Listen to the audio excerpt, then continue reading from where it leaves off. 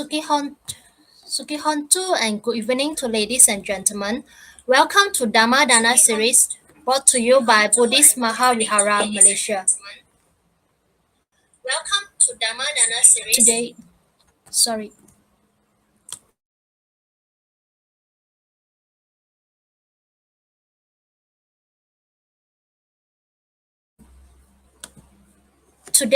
The topic for today's lesson is Lessons from the Buddhist Monastic Robe by Bhante Pemaratana. Without further ado, let's invite Bhante to join us in our live sessions. Good morning. Good morning, Bhante, and welcome to our live session. I will give a brief introduction about Bhante. Bhante is the chief abbot of Pittsburgh Buddhist Center and the Cleveland Buddhist Vihara and Meditation Center, USA. He holds a bachelor degree in Buddhist studies from Peradeniya University of Sri Lanka, a master's in philosophy from National. I can't hear you. Sorry, can you hear me now? I can't hear you. I can hear Bhante quite well.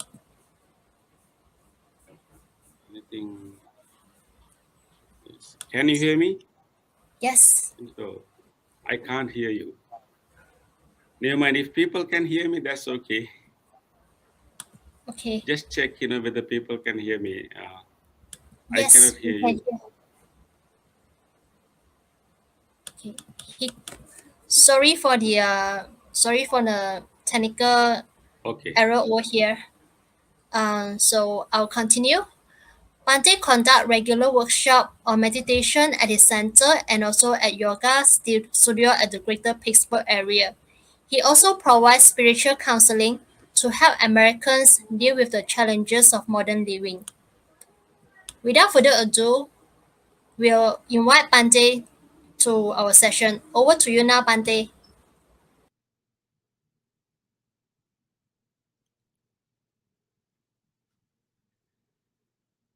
Okay, Sukhi Hotu, blessings to you all.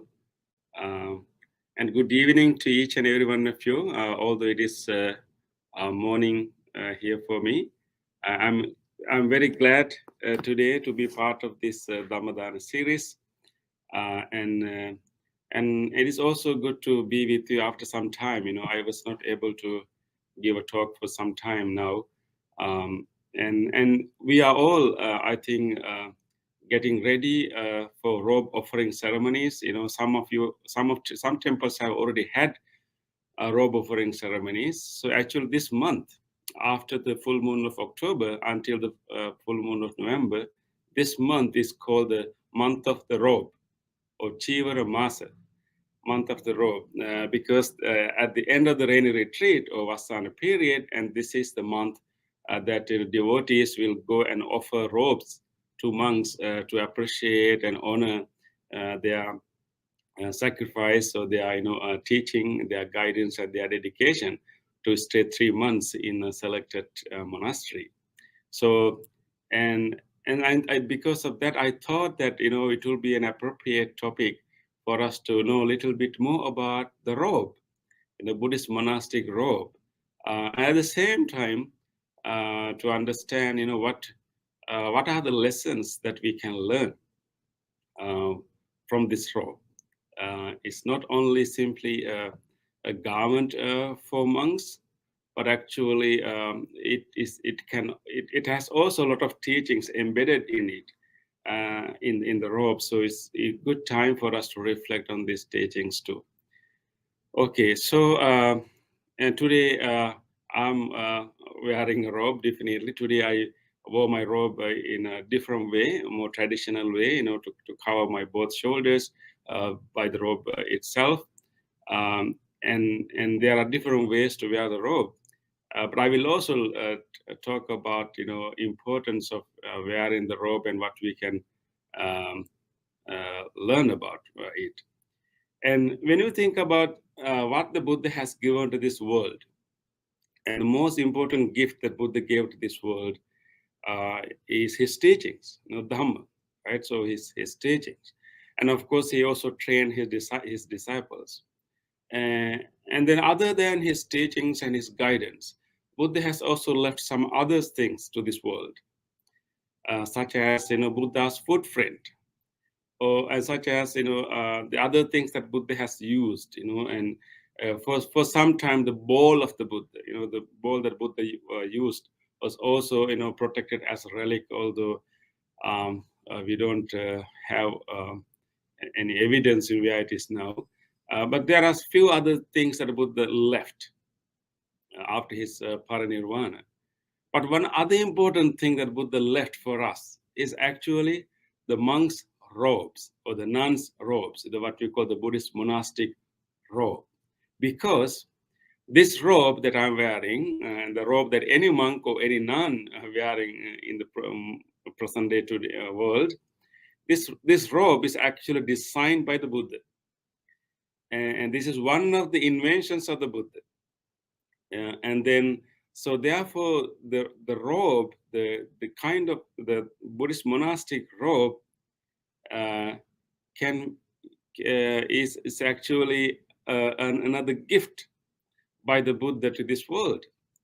And because the robe was an invention of the Buddha, and because the Buddhist monastic robe was designed by the Buddha, and it's very important for us to understand, its history and its significance, its important, its symbolic meaning of this robe. So let me explain a little bit. But before I go to discuss details about the robe, and one important thing happened with the robe is that actually Buddha wanted all his disciples to live in harmony.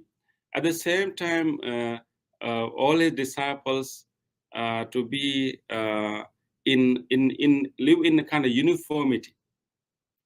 For all the monks and the nuns, for all the senior monks and the junior monks, doesn't matter whether you are a female monk or a male monk or senior or junior, whatever, you have only one kind of robe.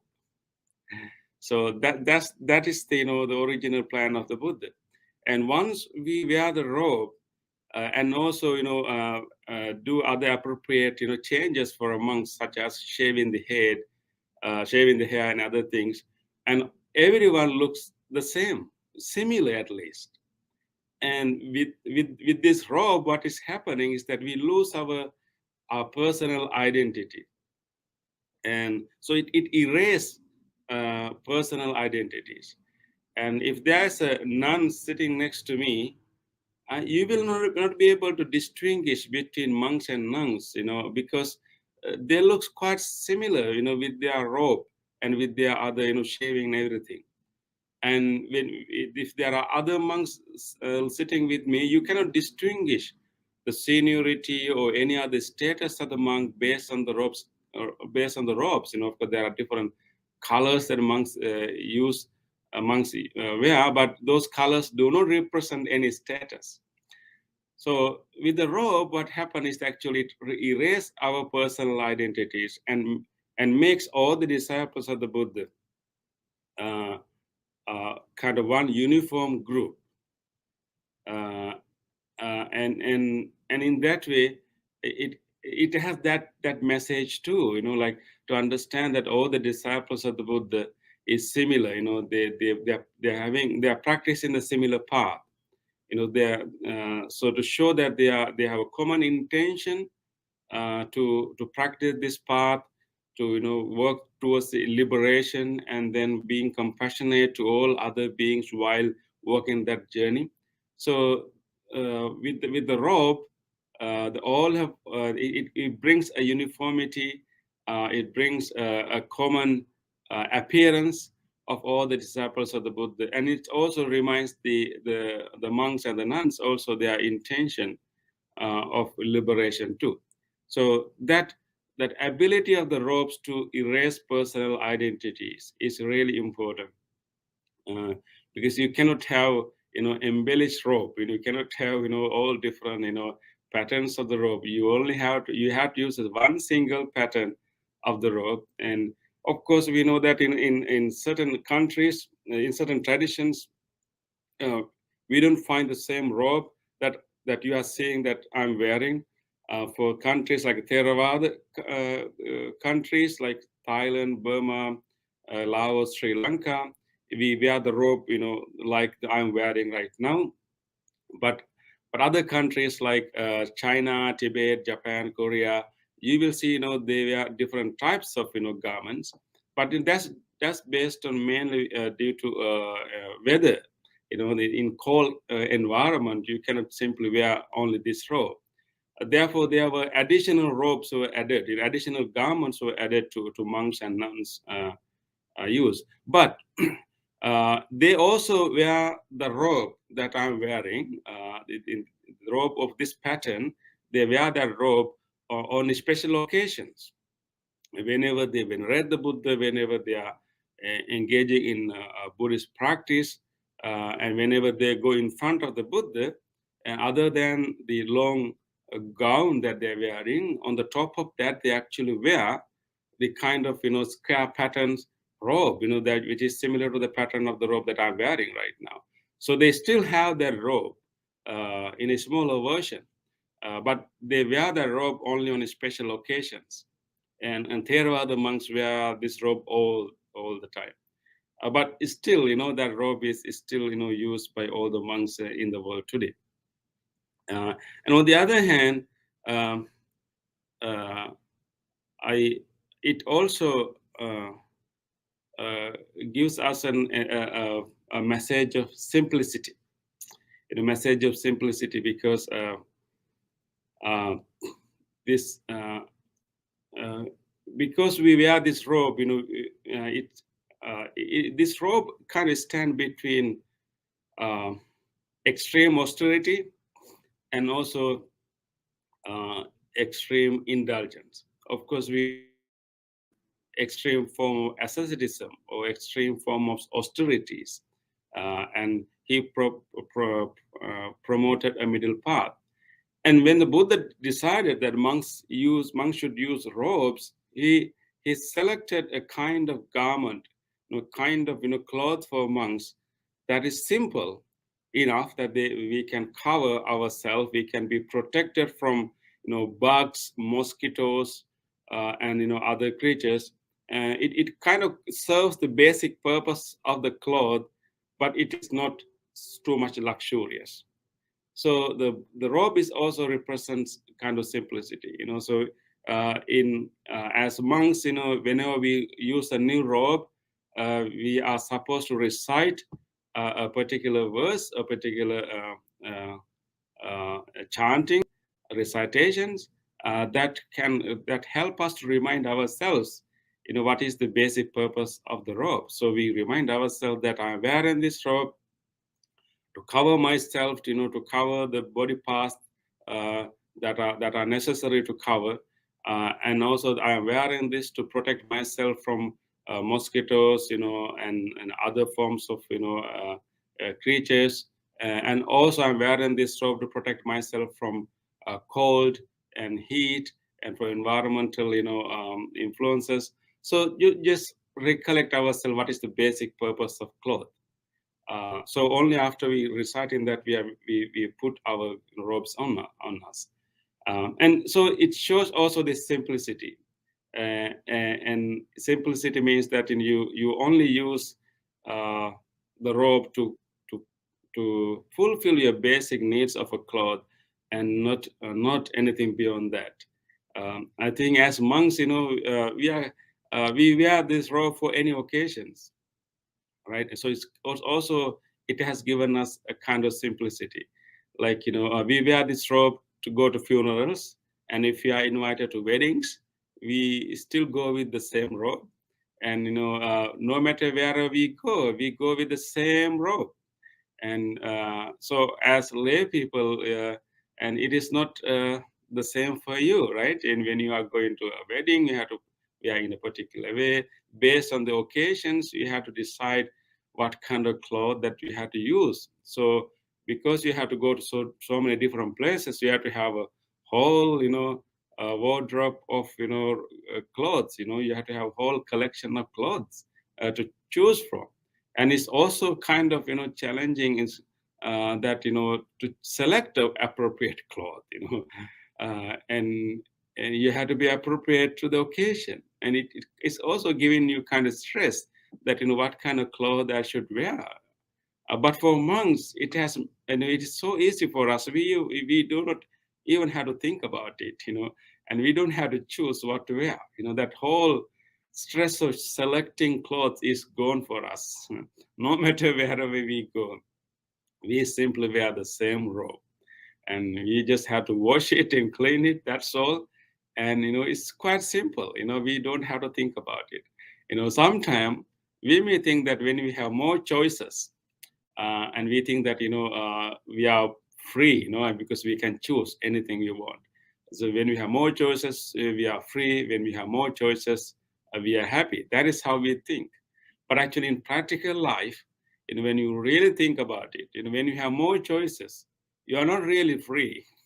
When you have more choices, you are not really happy, because when you have more choices, you have to just select one, and no matter what good choice you made, and still you can maybe regret after a while, did I make the best choice? I could have selected something else, and you will always have some kind of regret or some kind of concern about it. So I think less choices you have, actually you are free. Less choices you have, you are actually happier, which is not the normal understanding. But when you think about the actual living, the less choices you have, the happier you are. So I think that's the kind of lesson we can learn from the rope also. Of course, as lay people, you cannot, be like monks, but I think at least you can learn this lesson. The monks have this freedom and this less choice, and they wear the same robe for all occasions. You may not be able to do the same thing, but I think what the lesson that you can learn from the robe is that, okay, to simplify your selection of clothes. And we don't need to like impress others all the time. We just need to like be decent, be civilized, and that's all. Um, and uh, and then like giving up this idea to impress others with our clothes is such a releasing attitude. You can reduce the number of clothes you have. You can change and switch your clothes based on, if you're going to temple, you wear more kind of plain and white kind of clothes, and you are going to an occasion, you will wear more colorful one. You can still do this as a lay person, but at least you can reduce the number of clothes you're using, and giving up this idea to impress others with our clothes. Uh, it is not going to be useful, and it's also too stressful for you.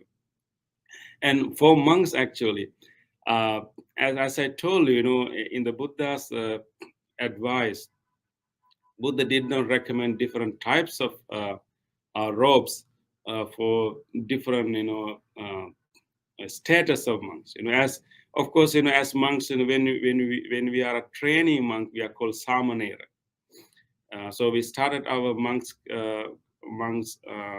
journey as a samanera, as a trainee, as a son of a monk, as a trainee. But it's even a trainee is wearing the same robe. And then when you get upasampada, the high ordination, you are called a bhikkhu, which is a full monk.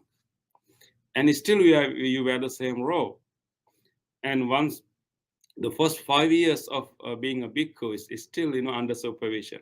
And after first 5 years, you are kind of independent, and you still wear the same robe.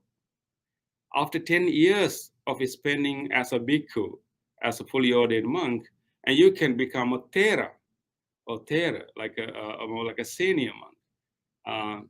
And then after 10 years of monk, being a bhikkhu, and when you become a Thera, you still wear the same robe, similar robe. You don't change the color, you don't change the pattern. You just simply wear the same. I mean, or you will wear a new robe, but the same similar kind of robe. You cannot distinguish a samanera or a bhikkhu or Thera simply by looking at the robe. Even then, after you spend 20 years in monkhood, after high ordination, you become a Mahathera. And that's all. That's all we have according to the original, the teachings of the Buddha, original Vinaya, original discipline. So, but all the Samaneras, Bhikkhus, Theras, and Mahatheras all wear the same robe. You cannot distinguish, simply, looking at the robe.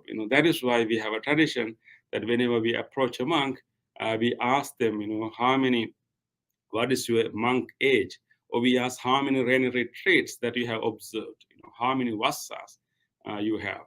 And only after that we recognize the seniority, or seniority and maybe respect, or maybe uh, uh, being a junior for that matter. I remember, I also I remember now that Bhante Punnaji, we know that with our most respectful teacher, and who has inspired so many of us to learn the Dhamma and seriously engage in the Dhamma practice. So Bhante Punnaji used to visit the US and Canada quite often, and during his last visit to our temple in Pittsburgh, um, and he actually got a new robe, from our temple, and he wanted to offer his old robe to me, which is the same. So it was a nice gift to me. So I still keep that robe as a very precious gift to me. So even what Bhante Punnaji was a Mahathera, he has so many years in monkhood, so many deep experiences, and he's a great teacher. So, but the kind of robe that he wear, and the kind of robe that the monks like me, or even more junior monks wear, we wear the same robe. There's no difference in the robe, because that's the idea of the Buddha. So we can learn so many things from it. So anyway, so I got that gift from Bhante Punnaji. He gave his own robe to me, and then he exchanged a new robe here. So that robe that he gave me is a kind of a precious gift to me. So I still have it, and occasionally I wear it. Today I'm wearing a different robe, but it's the same color. This same color. Bhante Punnaji also used to wear this same color. So, though that is one thing. And the other important lesson we can learn is actually this robe is not actually a garment in a strict sense, because this robe do not have buttons. It cannot be kind of put on us. Actually, this robe has to be wrapped around. You can see how I have wrapped around this robe around me. And so even when we were covering both shoulders, or covering one shoulder, we just have to wrap us around our, and we have to wrap our robe around our body. So in order for us to keep this robe in place, we have to have a great mindfulness. And you simply cannot put on the robe and forget and do your things. For example, now I have wrapped this robe around me, and I have to roll it, and I have to hold it under my arm. And if I lose any of these things, this whole things can collapse. So when monks are wearing the robe, and when you're traveling, when you're working, they really have to watch their robe. We cannot simply like forget where we are, and we can simply forget our clothes and just do whatever thing you do, because as lay people, once you put your clothes on, when your buttons are fit, when you put your hands through these clothes, you don't have to think about the cloth. It will be there on your body. But it is not the same case for monks. uh, when we put our robes on us, we really have to be mindful whether it is balanced, whether it is falling off, whether it is in the right place. That mindfulness helps us to stay in the present moment, and also stay, remind us about our monks, role, and not to forget, that I'm a monk, and it kind of help us to stay focused. That's the one other important thing that we important lesson we can learn. As monks, we have to be very mindful whenever we are wearing a robe.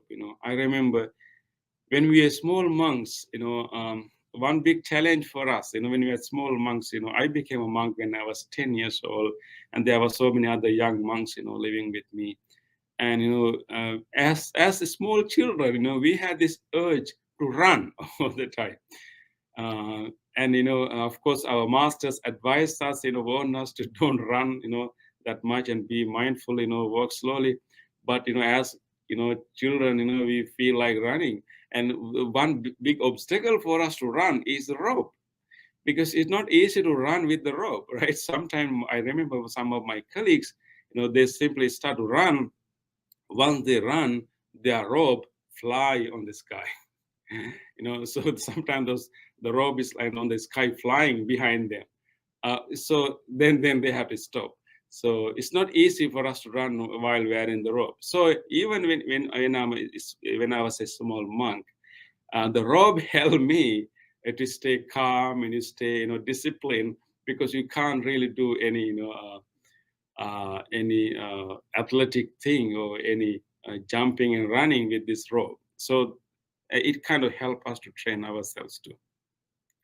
And then I would like to talk about the pattern of the robe, shape of the robe. Maybe in this case, uh, uh, I maybe our sister can help us, help me to like show the the pattern of the robe, and I will let you know in soon that you can share the image that I send you. And so for most people, you don't really clearly see this the pattern of the robe.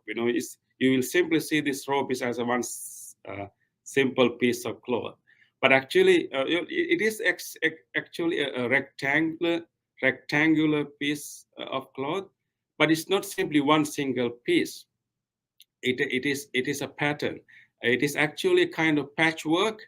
Like the robe is actually always made by bringing different pieces together and uh, uh, placing them in a particular pattern.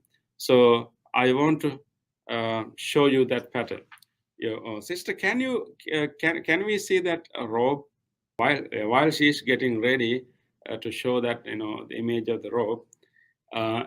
And I want to tell you that at the time of the Buddha, how in the beginning, when people became disciples of the Buddha, actually they were collecting all the trash clothes, all the discarded clothes or rags thrown away, and they collected all these clothes, and then washed them and cleaned them and took the good part of it, and then later they collected.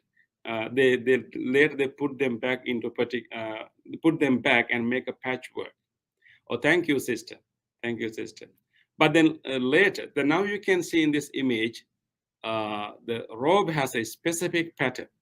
You can see this around the robe, we have a larger line going, and in between, you can see that there are five panels. Yeah, there are five panels, five columns. Five columns, and then in between you can also see the connecting strips. So this is actually a complete pattern of a robe. And you can imagine, can you imagine, what kind of pattern is this?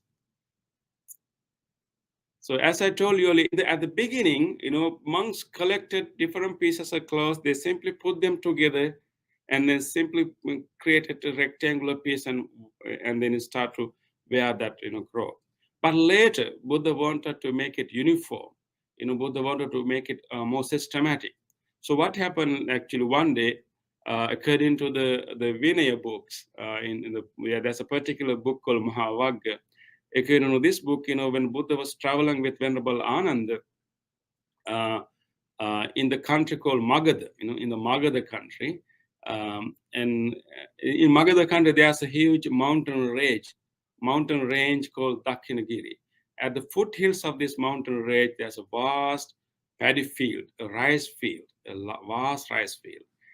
And when Buddha was traveling with Venerable Ananda, and Buddha stopped at one point and asked Venerable Ananda to look at this paddy field, look at this rice field, look at this, the different shapes of this rice field, how, different,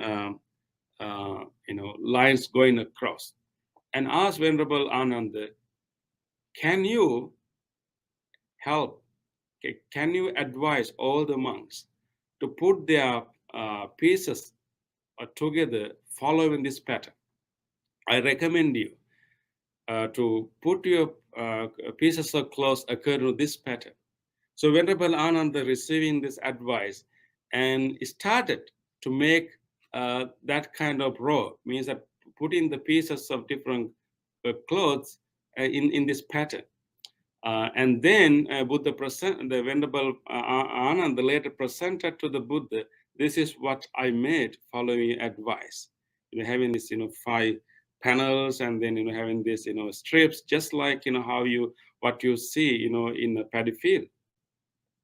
And the Buddha was so glad of, Venerable Ananda's, creation, and he praised him for his creation, and then recommended monks, from now on, I recommend you to make your robes in that way.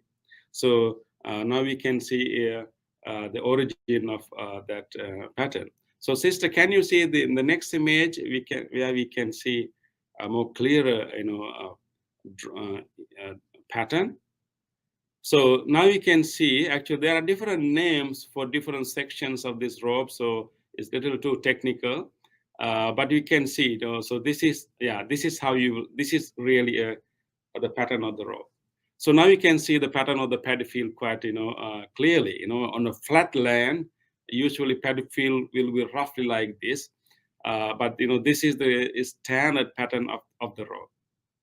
And so one would ask, why did the Buddha use this particular pattern? He could have, selected other patterns, but he purposely selected this pattern, and there's a important meaning behind, this pattern. We learn the message of this pattern in a specific sutta.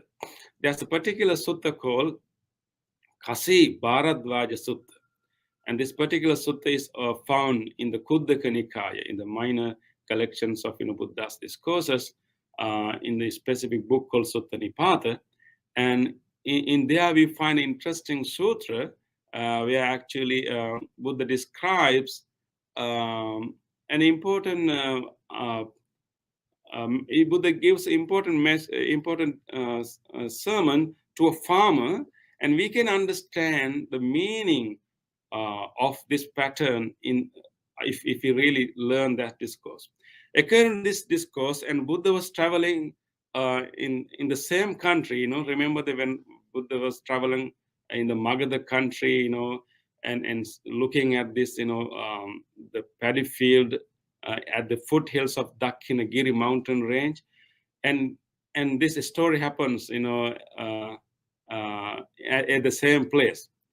So at that large paddy field area, and there's one farmer called Bharadvaja, and he has a lot of his colleagues and other friends, and he has started a planting season. He's tilting the ground and preparing the ground and planting the new rice plants.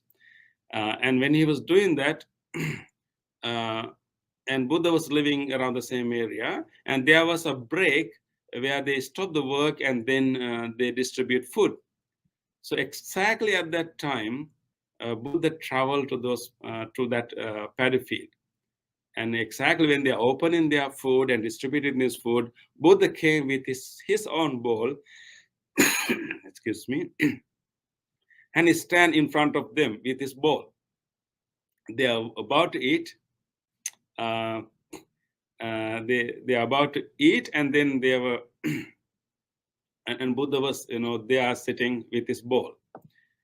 And this Bharadwaja And of course, think about it.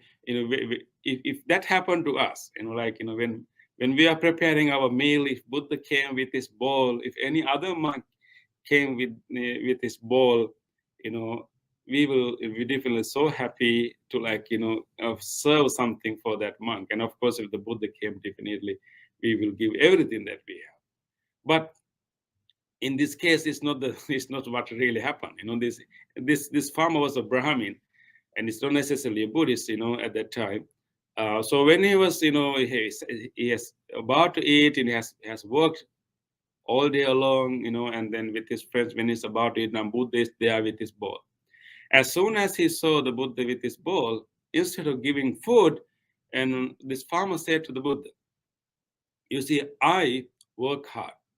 I tilled the ground, I sow the seed, and I take care of the plantation, and I collected the harvest, and I eat. So I earn my own rice. I cultivate my own rice. I work hard, and I eat. Why don't you also cultivate your own food and eat?" So that's what he told the Buddha, and I work hard, and I produce my own food, and I eat. Why you also don't do that? Why do you go around with the bowl, begging for food? Why can't you also cultivate and produce your own food and eat? This is what this farmer said to the Buddha. Of course, this is a really kind of a complaint, or even like an insult, right? I mean, when Buddha is waiting there with the bowl, when this farmer said that, why don't you produce your own food and eat, and it's kind of insult. If that happened to me, or to us, it will be really insult. We'll be really angry, and we try to defend ourselves. There can be real fight there. But actually, of course, being the Buddha, actually Buddha really wanted to like give him the Dhamma, teach him an important lesson. And so what Buddha said, Buddha was very calm, very quiet, and Buddha said that, okay, he said, I also cultivate. And Buddha said, I am also a farmer. I also cultivate. I also eat after cultivating. When the farmer heard that Buddha said that Buddha is also cultivating, and farmer was confused, and he asked, what does it mean? And if you are also cultivating, if you are also cultivator, you should have your tools with you. I don't see any tools of your cultivation. I don't see any of your plow. I don't see any of your oxen. Where are they? What are your tools for your cultivation? Then Buddha said that, farmer, you are doing a cultivation on the ground, on earth, and your cultivation is outside cultivation. But the kind of cultivation that I am doing is a different kind of cultivation. It's more like an inner cultivation. So as human beings, we have to cultivate outside, and we have to cultivate and produce our basic needs, and that's important. But at the same time, as human beings, we also have to do an inner cultivation. And we should not spend our whole life just to find things to eat, or find things to satisfy our basic needs. Our life should not be spent completely for that purpose. We really have to spend our time to produce those basic needs too. But as human beings, we need to spare some time to do an inner cultivation too. And then Buddha said that what I am doing is actually that inner cultivation. This is an important message, actually, because we as living beings, we have our basic needs, we have desires. So we spend our most of our time to provide these basic needs, which are necessary. But at the same time, if we live our whole life just to eat and just to satisfy basic needs, at the end of the day, we haven't really, fully utilized our human life. So that's what really Buddha wanted this farmer to learn. I mean, I appreciate your hard work to produce food, but at the same time, we also need to pay attention, do some inner cultivation. And Buddha said that, let me explain my tools. So actually Buddha uttered a very beautiful stanzas like Saddha bijang tapo vutti panyami yuga nagalang hiri isa mano yontang satimi palapachanang. So in that way, he went on explaining the tools of his cultivation. Buddha said that, my seed is my faith, my confidence. The seed that I plant is my faith or my confidence or my saddha, my conviction. My conviction that I can grow myself, I can change myself, I can, overcome my craving, I can overcome my ignorance, or that confidence, that conviction is called saddha, faith. Buddha said that the seed that I plant is my conviction, is my saddha. And the water, the rain, the water that grow this seed is tapo, is discipline. I have a discipline. That discipline will, feed, that help that seed to grow. And panya me yuganagalang. My wisdom is my plow. I use, I use my wisdom to penetrate the problems of in my life. So just like the plow penetrate to the ground and to the penetrate to the mud and prepare the mud, for seed to plant. In the same way, I use my wisdom to penetrate and examine my difficulties, my challenge, my problems, my suffering. And Buddha said, and then said that hiri isa, and the pole, the pole of the yoke that is for me is my hiri, my moral shame, my morality, my moral shame is my my handle of the my pole uh, of the plow, the yoke.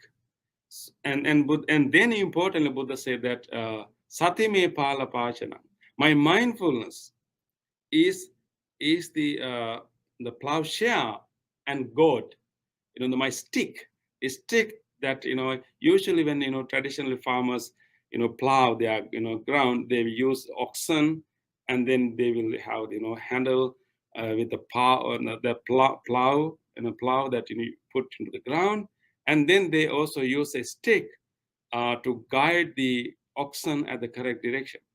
But to say that stick, that goad, uh, is my mindfulness. My mindfulness is the stick that I direct myself into the correct direction. I direct myself away from unwholesome things and direct myself to the wholesome thing.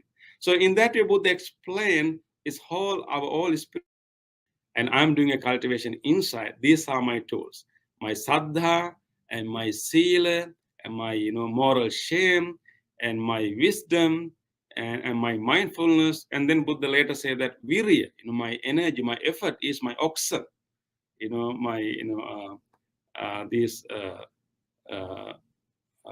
oxen that will help me to plow the ground.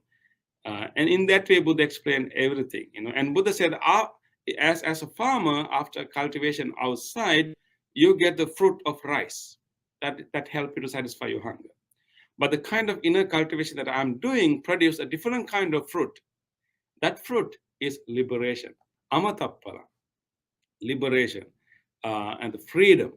And that's what the fruit that I'm getting. So anyway, after this teaching of the farmer got really happy, and he realized that he had to pay more attention to his inner cultivation too, and he was ready to offer meals to the Buddha. But in that case, Buddha did not accept that meal.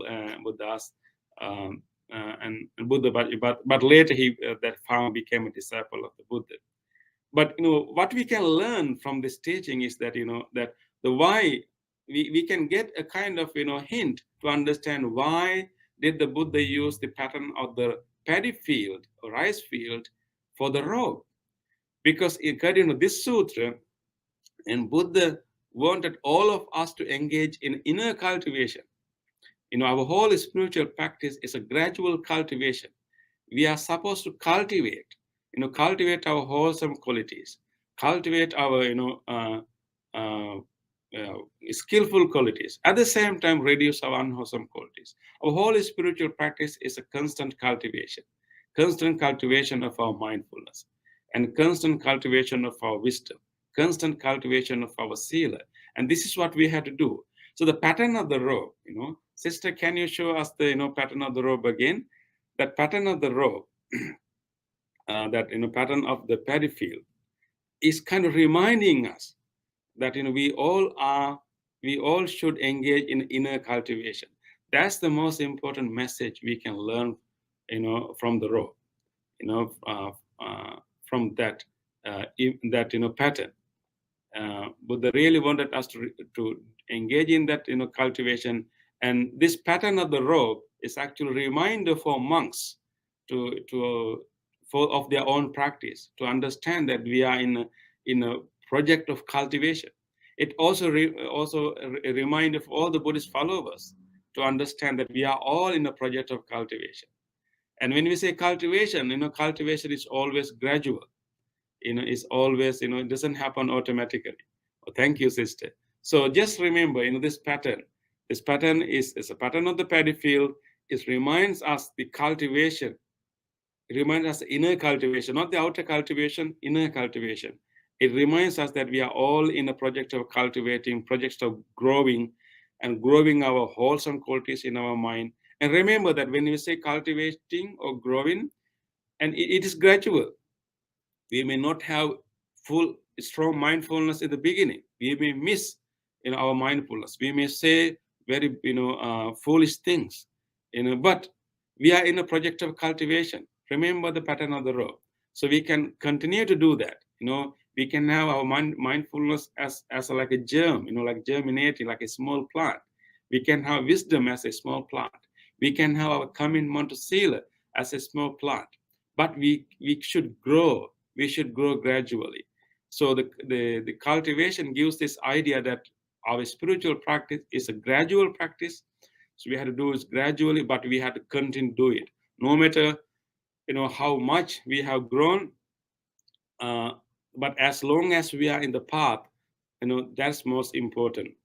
Sometimes we may not have strong, wholesome qualities, but we can continue to grow.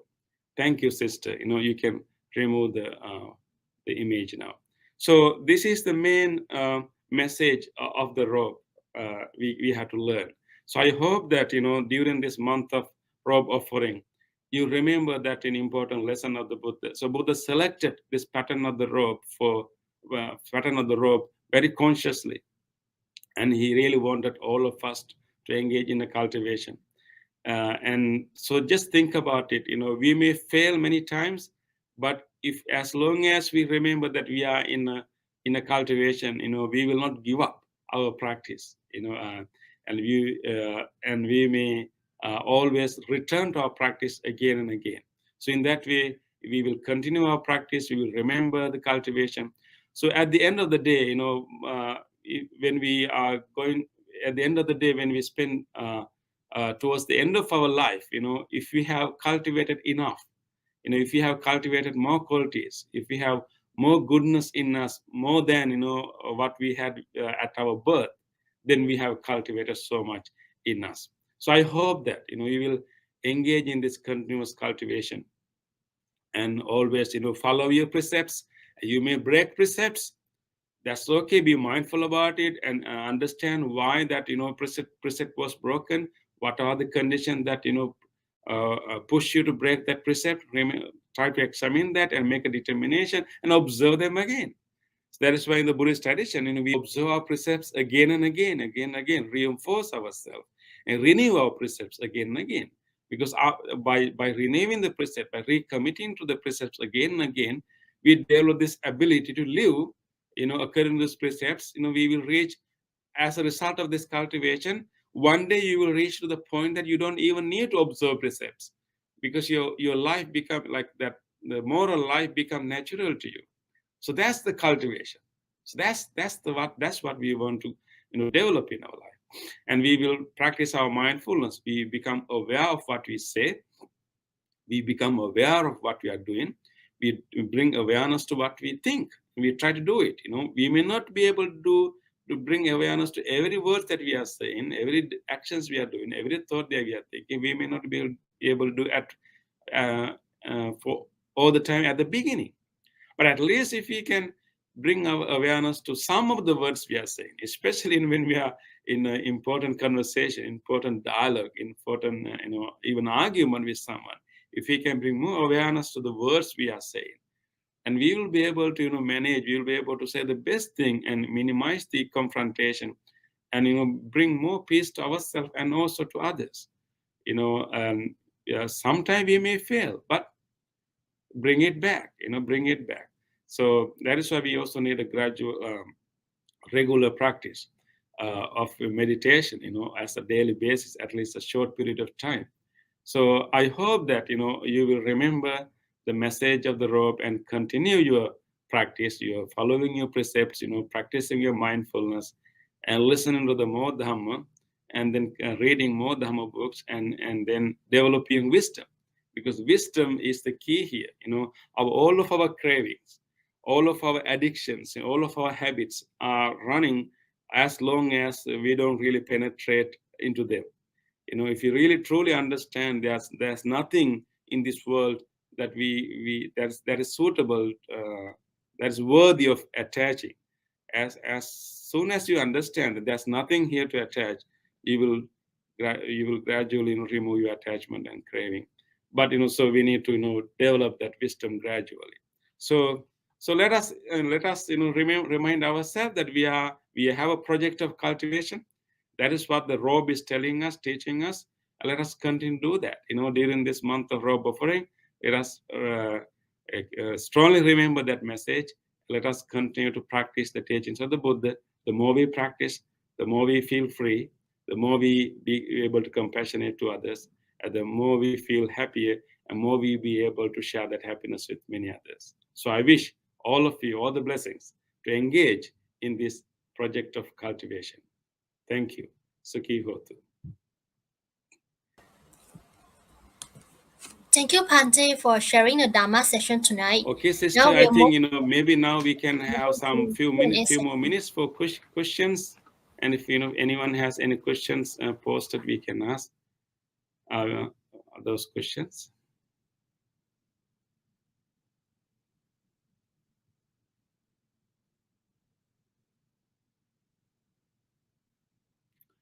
Okay, so we have one question. Bhante, why do you monks and nuns wear different color robes? It seems like a Sangha fashion habit.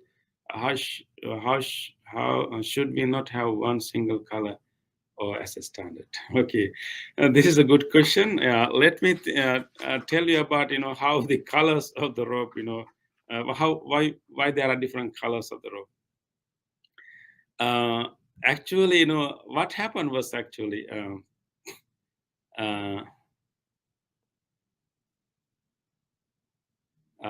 What really happened in the beginning, when at the time of the Buddha, when monks collected different pieces of clothes, they put together into this pattern, and they had to dye it. So Buddha recommended them to dye it. So Buddha recommended dyeing from 5 things. Buddha said that you can dye your robe using roots of trees and barks of trees and leaves of the trees, and basically using the parts of the trees. So I remember that even when I'm a small monk, at our monastery we use jackfruit. We use the hard wood of the jackfruit. We boil it, and then we soak our robes in that dye water. So when we are using this natural dyeing method, we cannot predict what color we will get. So different regions, you have different types of trees that can give you a color. So when you use different roots, leaves and barks and tree parts, you cannot predict what color you will get. It depends on the type of tree you use. Depends on the density of that root, whatever. So, but there's a particular range that you will get. When you use a natural dyeing method, you will get from yellow to dark brown. That's the range you will get, yellow to dark brown. So of course nowadays, we don't have to dye. Sometimes if you want, we can dye, but we can now buy the clothes of this color. So now monks wear the robe in between yellow and dark brown. So that's the range that we can use. So we cannot use, for example, blue color. We cannot use green color. It's always within this range, yellow to dark brown. And that color is also actually the fall color. Whenever leaves, when they are turning, whenever a leaf is about to fall from the tree, it will turn gradually to yellow, then to like a little bit brown, and then it will fall down. So that's the kind of color that we use for robes. It kind of reminds us renunciation, about to leave the world, just like a leaf is about to fall from the tree. So your question is that can we have a standard?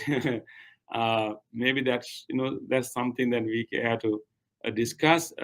But there are different traditions, particularly in Thailand, I think, and most of the monks in Thailand wear yellow robes. In Burma, most of the monks use the kind of robe that I'm wearing, more like a dark brown robe. In Sri Lanka, we have new lineages that are coming from Thailand and also from Burma. So based on that, we wear those robes. What usually happens is that we follow our own master. Whatever color that our master uses, we use that color. So at least within Theravada tradition, we have about 2 or 3 colors. Of course, there are different shades of these colors, but that is the history behind it. We use natural dyeing system, so we cannot predict a specific color. Buddha was not really rigid about that. As long as it is between yellow to dark brown, that is okay. But this color, important things that these different colors do not represent different status of monks. It's simply can be a personal choice, definitely, but usually simply, sometimes certain monasteries will have standard color, but we haven't come to a agreement of a standard color for the whole monks. I don't know, that has not happened yet.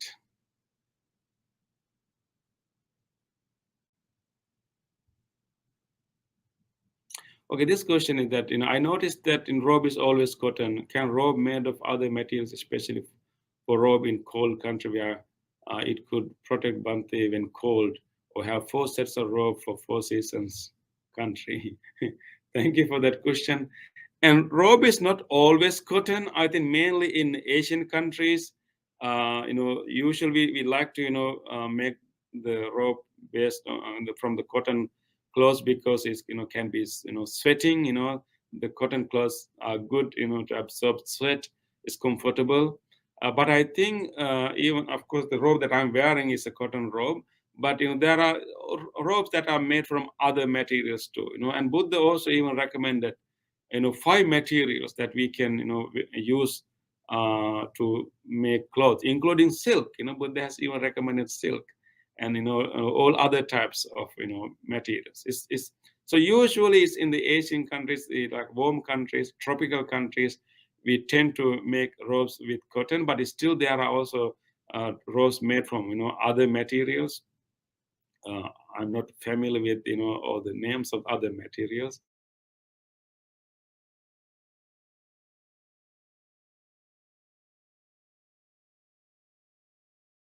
Our robes, on the top of that, we sometimes use other coverings also to protect ourselves. But I appreciate your concern. It is allowed by the Buddha to use robes, to use different materials for robes. Thank you. Do you have other questions, sister? Okay, thank you, Brother Kelvin. What happens to all or torn robes? Are they just thrown away or are they specific process? Thank you, Brother Kelvin, for that question. There's a specific, a specific process recommended by the Buddha, definitely to, discarded robes. And once the robe is all, Buddha did not encourage us to throw it away, and Buddha really wanted us to reuse it. If you go to like countries like Burma, Thailand, and Sri Lanka, you will see that when the robe is old, when you cannot wear it anymore, and usually we use it as a bed sheet. When you cannot, maybe under bed sheet, and when it is again too old to use it as a bed sheet, you actually sometimes use it as a a cloth that you can wipe and clean things. And many pieces of ropes, we use many pieces of ropes to wipe the tables, and temple, other things. And sometimes when it is too old also do that, actually we collect those pieces and make them into a um, a mat, foot mat. We place in front of doors, to wipe our foot. So you can use all robes for all different purposes. And actually Buddha's own recommendation is that when you cannot use pieces of robe anymore, Buddha's own recommendation is actually mix these small pieces of cloth with clay or with mud and use to plaster the temple buildings. So Buddha's recommendation is actually use it to the full.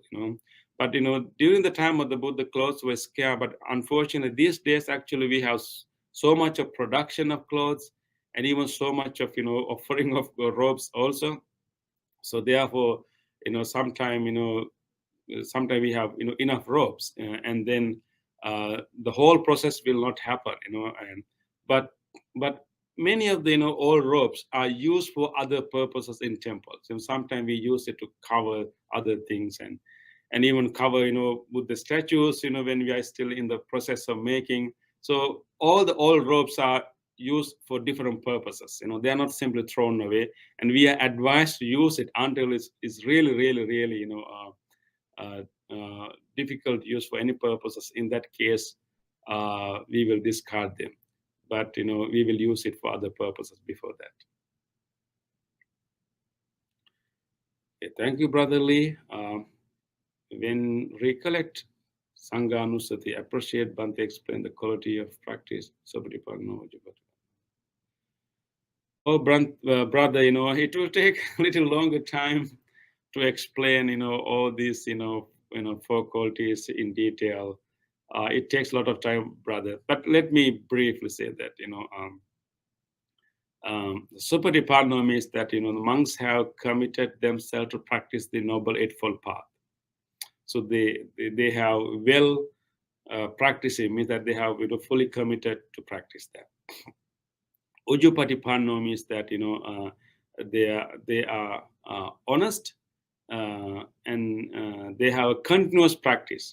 So Supatipanna means that they have entered the practice. Ujupatipanna means that they continue the practice, and they are also honest of their mistakes, and they can confess to other monks and then continue their practice. And Nyayapatipanna is actually is about we practice according to the theory of the Buddha. The Nyaya means the method, the theory of the Buddha. We are not simply practicing as we wish. We are practicing following the method, following the theory established by the Buddha. That is Nyaya Patipanna. And Samiji Patipanna means that actually our practice is a pleasant practice. It is not a self-mortification. It's also not self-indulgence. It's kind of a pleasant practice, like following the middle path. So it shows that four different aspects of the commitment of the monks to practice the Noble Eightfold Path. These faculties requires more discussion, but I think it's not the time to discuss. Maybe we can have a different talk on that. Thank you, brother. Yeah. Okay, thank you, Sister Adeline. How many sets of robes is a monk allowed to have at one time? Oh, thank you, Adeline. Yes, this is an important question. So as monks, we can have, we call 3 sets of robes. That means the outer robe that, that you can say I'm wearing, this is this is called outer robe. And we also have an inner robe, which is like, that small piece of robe that cover from waist to our knee. So that's called inner robe.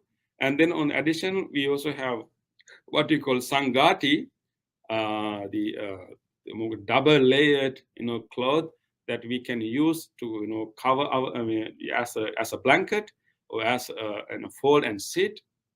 So usually 3 set of robes is is allowed for monks to own as a personal item at one time. But of course, there can be exceptions to it. If people offer robes, usually we accept robes as a common property. So robes can be in the storage of the monastery.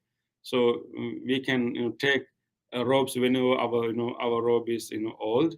But these days, in addition to these 3 sets of robe that Buddha recommended us to keep, in these days monks will have some extra robes also. Whenever they travel outside, they may use a newer robe.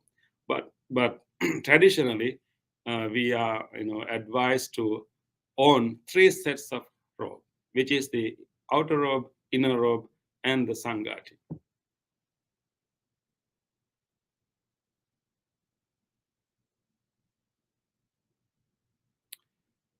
Okay, Brother Tan, how many robes does a monk allowed to have? Yeah, I think I answered that question. Yeah.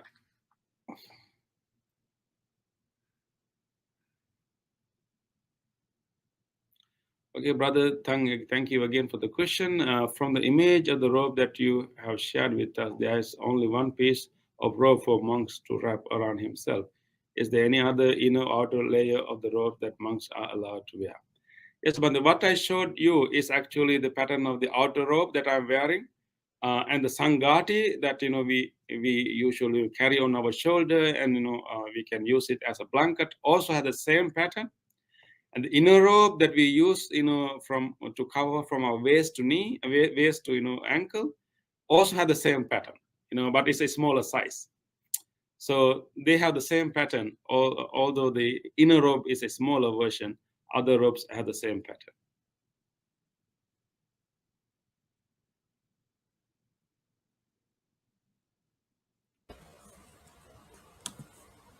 Okay, thank you, Yeah, Bhante, all for the answering questions are all the over, sister. questions. Yes. So, on behalf of the can Yeah. Okay. Okay. Thank you, sister. I'm so glad that today, I was able to, join you and do this Dhamma talk for you. It's glad to be back with you for some time. And I was also recovering from a cold, so my voice was maybe a little different. I'm feeling much better now. But I think I hope that still you were able to understand what I was trying to share with you. So now it is time for us to share the merits. I know that group of people have sponsored this Dhamma talk, and many people have joined this Dhamma talk also.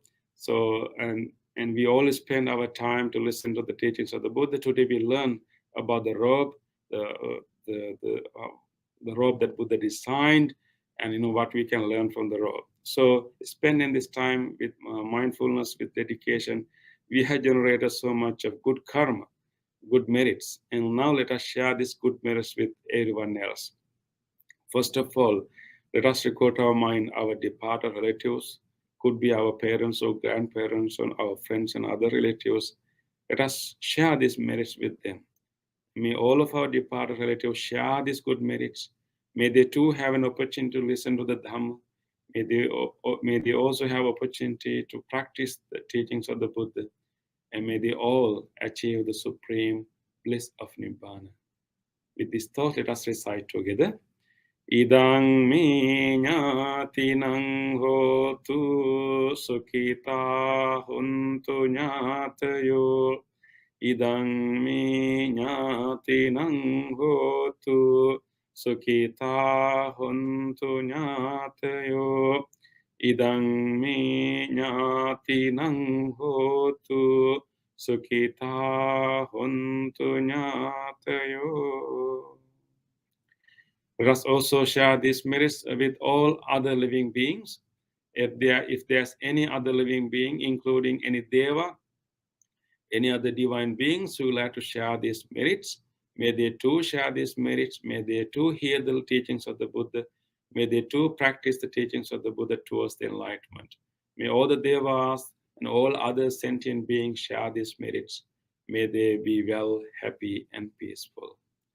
Etntavata che amhehi sambhatang punya sampadang sabbe devanumodantu sabba sangpatti siddhya sabbe bhuta anumodantu sabba sangpatti siddhya sabbe sattha anumodantu Sabba Sangpatti Siddhya.